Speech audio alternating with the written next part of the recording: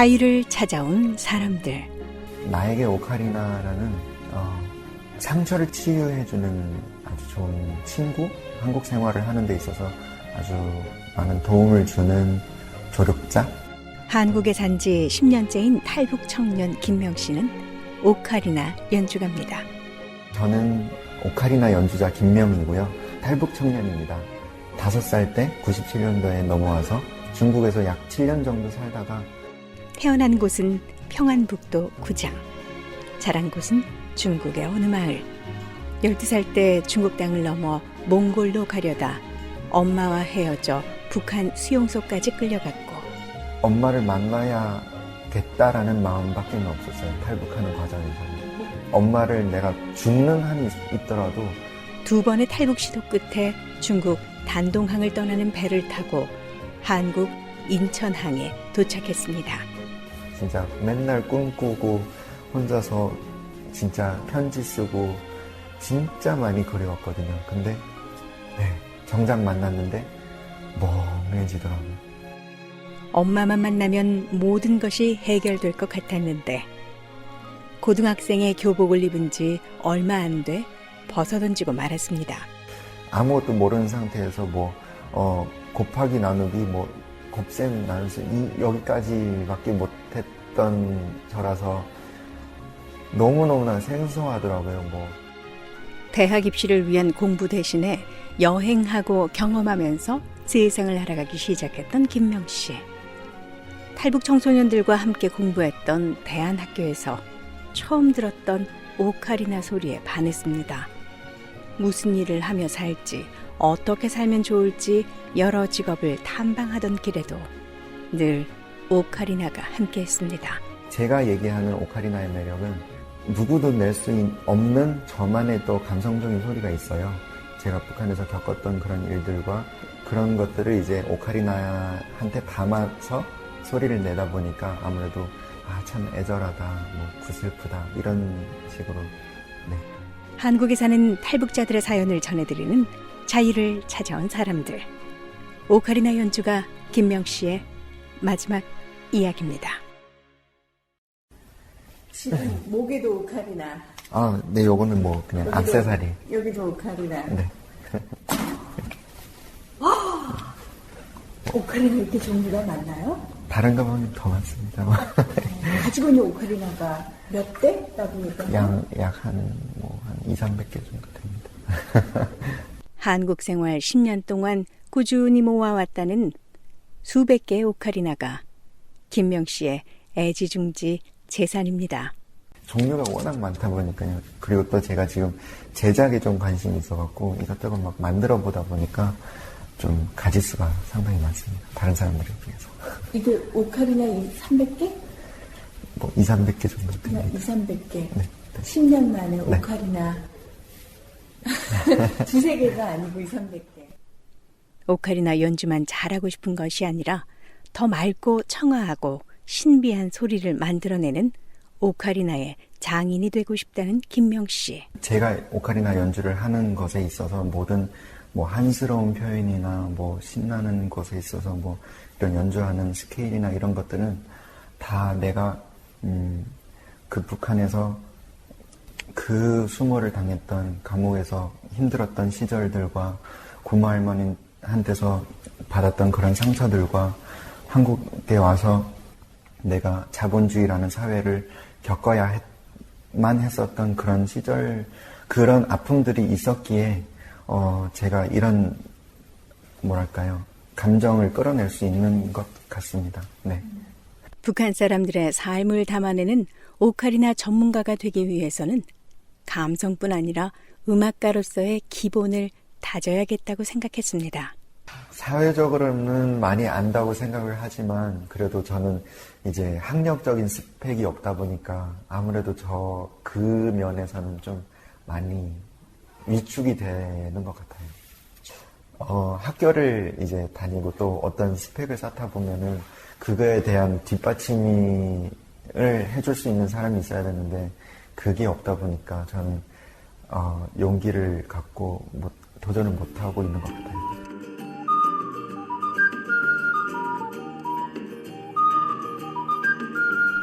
악보를 보고 연주하는 것이 아니었습니다. 들리는 소리를 어떻게 하면 그대로 낼 수 있을지, 그 감정은 어떻게 전달할 수 있을지 따라하고 연구하고 끝없이 연습하면서 깨달은 김명씨만의 비결이었습니다. 글쎄요, 테크니션적으로 봤을 때는 대한민국에서는 아마 제가 명함을 못 내밀어요. 왜냐하면 저는 단계적으로 배우지 못했고 사실 빠른 연주곡들을 제가 선호하는 편도 아니에요.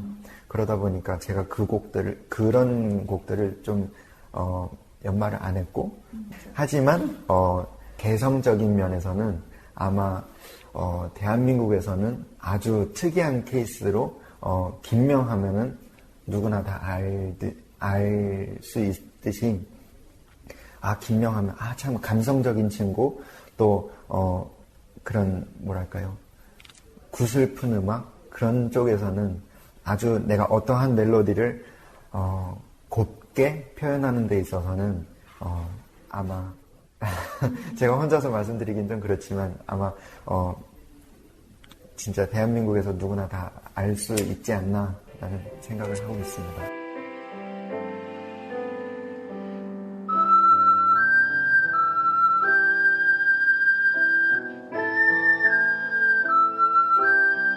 그래서 선택한 것이 한국에서 오카리나라고 하면 최고로 꼽히는 대구에 있는 대신대학교 김준우 교수였습니다.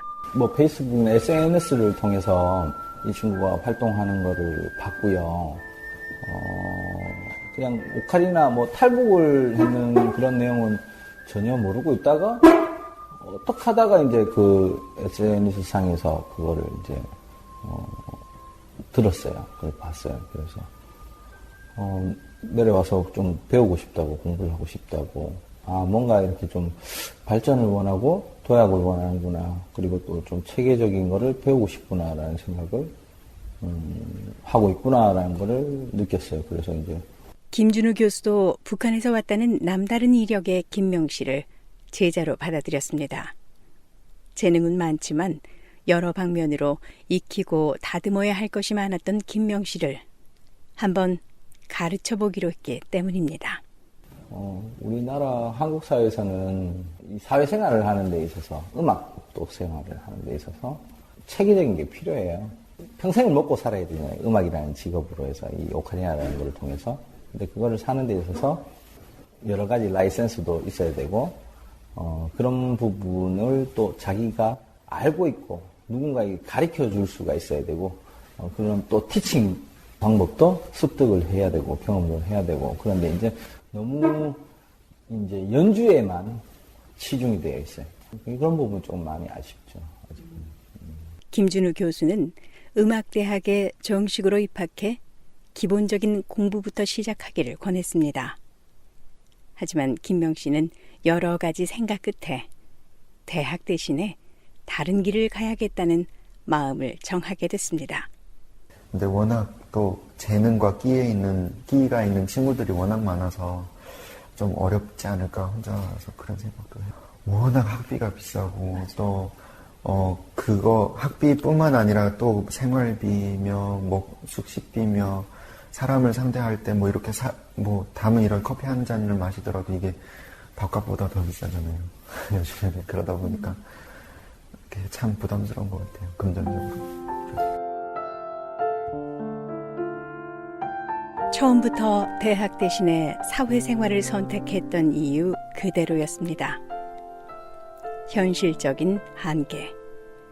탈북자의 한 사람으로서 한국 사람들과 똑같이 경쟁하는 것은 분명 한계가 있다는 경험적 판단과 체계적인 음악 공부를 시작하기에는 너무나 많은 시간이 걸릴 것 같다는 생각을 하고 있었습니다. 그러다 보니까 내가 이것들을 하려면 대신대학교에 들어가서 4년 동안 이것을 밟아나가고 또 졸업을 한다고 하면은 그때서부터 30대 중반 되잖아요. 그럼 졸업하면은 그때서부터 밑바닥에서부터 다시 새롭게 시작을 해야 되는데 그거는 좀 자신이 없더라고요, 저는 솔직히. 시간이 너무 많이 네. 걸리니까. 네. 그래서 지금 내가 해야 될 일들이 너무나 많고 하기 때문에 선생님한테 제가 솔직히 말씀드렸고, 너무너무나 죄송하지만 선생님이 저를 이제 가꾸어 나가고 싶은 그런 방향도 있었지만, 선생님 그거는 죄송합니다. 제가 그리고 싶은 그림이 있습니다라고 말씀드리고 지금 일단은 다시 정리를 하는 과정이 있습니다. 김명 씨는 지금도 대구와 서울을 오가며 오카리나 음악인으로서의 삶을 구상하고 있습니다. 대구에서 공부하고 서울에서는 연주를 하고 오카리나를 연주하는 탈북자 김명 씨를 찾는 곳이라면 어디든지 마다치 않고 25년 인생의 모든 것을 담아 소리를 내는 오카리나 음악 세계를 만들어가고 있습니다. 잘 왔죠. 제가 한국에 오지 않았으면 지금쯤 어떻게 됐을지는 군대 가 있겠죠. 군대에서 열심히 삽질하고 있겠죠. 마음고생, 몸고생도 많았지만 한국에 오지 않았다면 과연 어떻게 살고 있을까 생각하게 된다는 김명 씨. 제가 찾은 자유는 한국에 와서 음악을 통해서 힐링하는 방법이 아닐까 저는 생각을 들어요. 음악을 하면서 많이 힘든 적도 있고 즐거웠던 적도 참 많지만 음악을 통해서 내 스스로가 힐링하는 방법을 찾았거든요. 오카리나를 연주할 때마다 나 스스로한테 위로를 해주고 또 앞으로 내가 이런 꿈을 가지고 나아가야지라는 이런 비전을 줬거든요. 예, 오카리나가. 그래서 저는 참 많은 사람들한테도 이렇게 전해줄 수 있고 내가 이런 사람이다라는 거를 또 알릴 수 있는 그런 좋은 친구였던 것 같아요. 그래서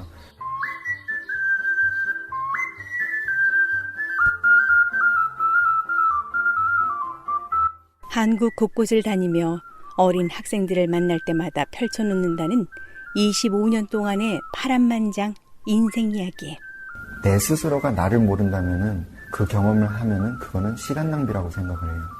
왜냐하면 내가 무엇을 좋아하는지, 내가 어떤 분야에서 뭐를 잘 하는지를 알아야만 내가 계획을 세우고 새로운 뭔가를 또 탄생시키는다고 저는 생각을 하거든요. 지금 만약 견딜 수 없는 고통 속에 살고 있더라도 그 속에서 보석이 될 수 있는 가치를 찾아내고 싶다면 나를 아끼면서도 부단히 노력하고 고민해야 한다고 충고했습니다. 원석은 참 보기에는 아름답고 진열 때 이렇게 올려놓으면은 참 보기 좋아요. 아름답고. 하지만 그냥 아름다운 것에서 끝이거든요. 근데 이 원석을 얼마나 가꾸고 다듬고 그 공정들과 세련되게 각도를 깎아서 보석으로 만드냐에 따라서 그 사람의 가치는 월등하게 올라간다고 저는 생각을 하거든요. 원석의 가치가 예를 들어서 1억이라고 치면 보석으로 만들어서 진짜 멋있는 다이아몬드로 이렇게 깎아놨을 때는 그 다이아몬드가 몇억, 몇십억, 몇천억의 가치를 바란다고 저는 생각을 하거든요. 한국에 사는 탈북자들의 사연을 전해드리는 자유를 찾아온 사람들. 멋있다는 얘기도 많이 듣지만 제 스스로는 참 고되고 힘들고 외로운 길이라고 생각을 해요. 왜냐하면 시초고 누구도 도전해보지 못한 길이니까 그만큼 또 힘들고 넘어야 할 산도 많은 것 같아요. 가장 큰 목표는 이제 나중에 통일이 되면은 꼭 북한에 가서 내가 이 북한 동포들한테 음악적으로 이제 오카리나를 통해서 제가 가질 수 있는 가장 큰 달란트가 오카리나 연주다 보니까 이 연주로 사람들한테 힐링을 해드리고 또 치유를 할 수 있는, 마음의 치유를 할 수 있는 그런 아주 큰 목표를 갖고 있습니다. 통일이 되면 북한 고향 사람들에게 오카리나 소리로 마음의 상처를 달래주고 싶다는 평안북도 구장이 고향인 김명 씨의 이야기였습니다. 서울에서 VOA 도성민입니다.